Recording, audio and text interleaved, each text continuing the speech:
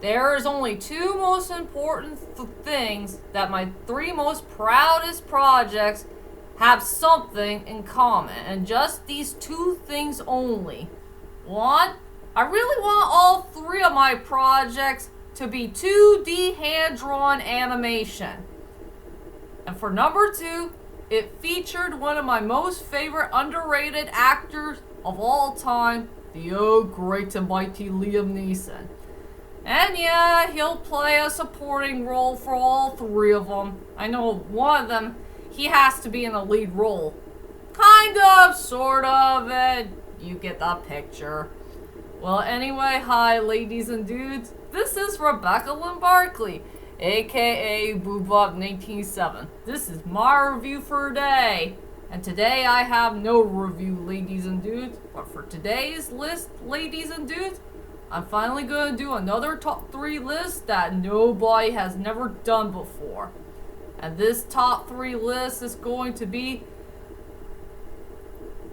something I have been thought about for this past year, and also a new one that I did for this year. Something I really want to be proud about. Well, if I was a director or a producer or a screenwriter or... Well, sadly I'm not either of those, but maybe a main ideal person of what kind of projects I really want to do.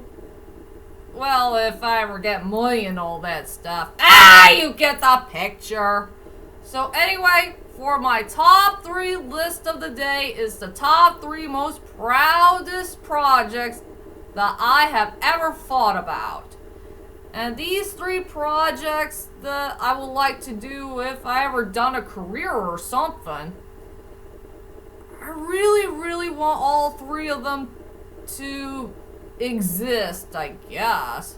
I want all 3 of my projects to exist and make sure it will be a big giant success and all that stuff. Hard for me to say.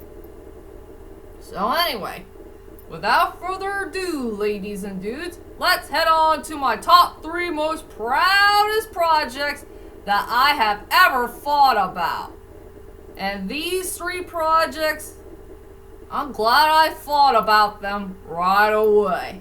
So let's get this started.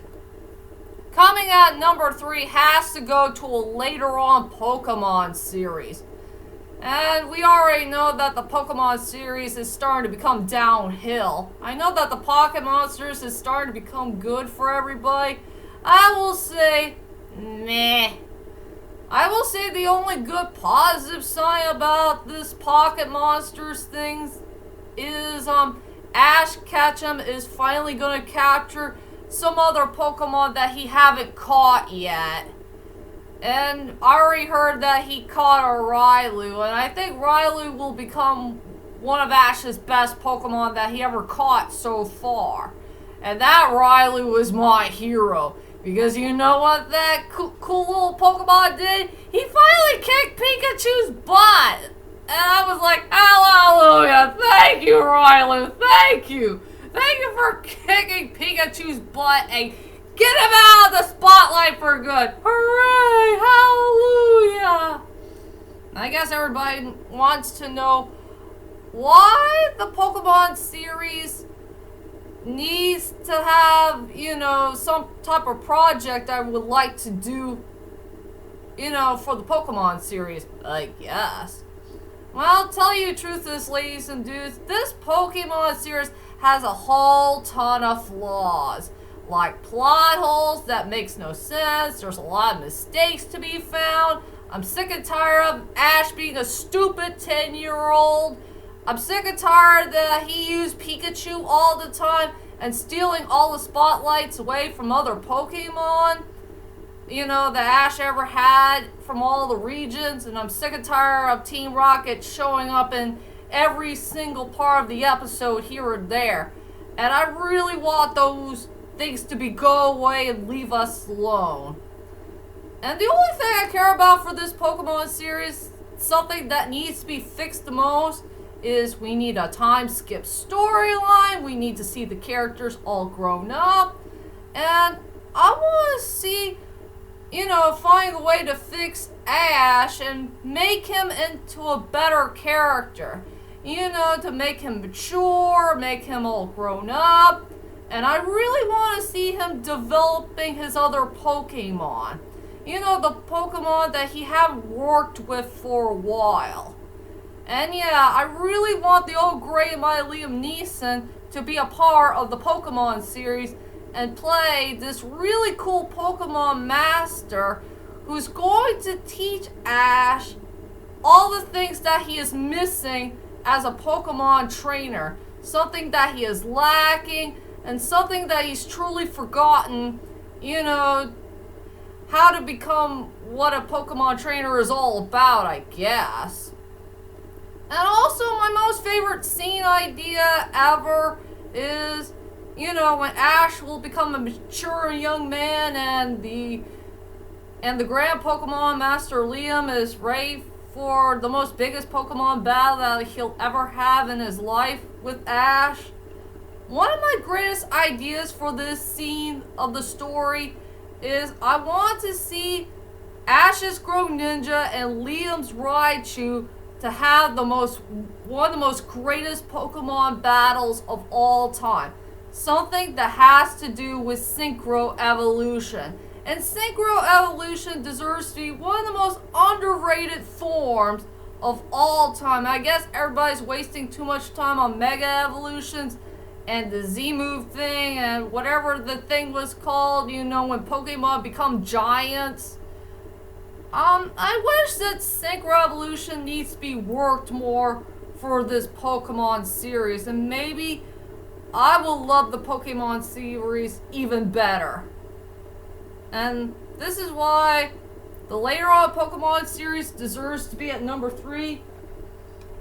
Coming at number 2 has to go to the Orgy movie, and I guess everybody wants to see those scary guys again, so let me get the picture. Here they are, the 5 scary guys that you'll ever see in your whole entire life. And yes, Orgy deserves to be one of the most underrated heavy metal bands of all time. And I got a lot of good ideas for their 2D hand-drawn animation film. I really want their 2D hand-drawn animation film to be a science fiction, fantasy, action, romantic film. And yeah, it'll be featured in 90 or 95 minutes. And yes, the old grandma Liam Neeson's gonna play some type of CIA agent dude. But he's not really the main villain of the story. He's more like a misunderstood character in the story. Playing some CIA agent dude who was trying to solve a mystery that came from his great-great-great-great-great-great-grandfather's past. Something that happened 500 years ago. And also, I got a great idea for a scene for the Orgy movie. And yes, it has something to do with the main character, Jay Gordon. And it's going to take place in that big giant laboratory that they went to.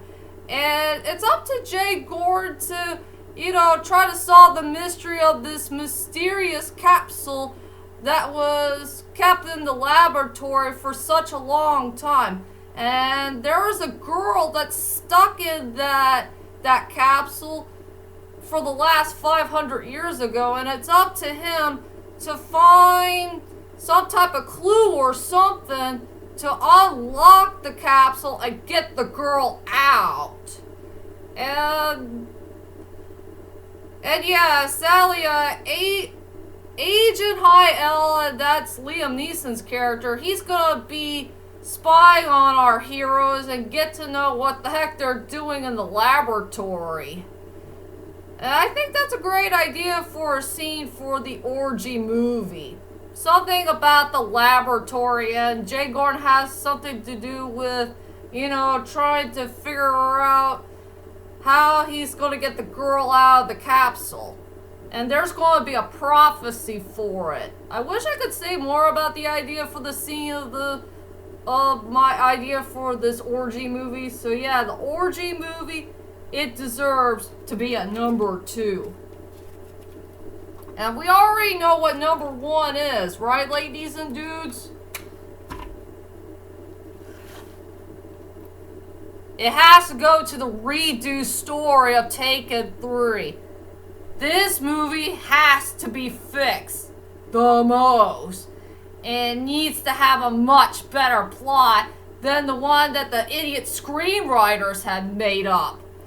Yeah, we'll never forgive those idiot screenwriters for making up a dumb A-word story about when Brian Mills got involved with a crime that he did not commit. And I wish that Lenny Mills did not die in the story.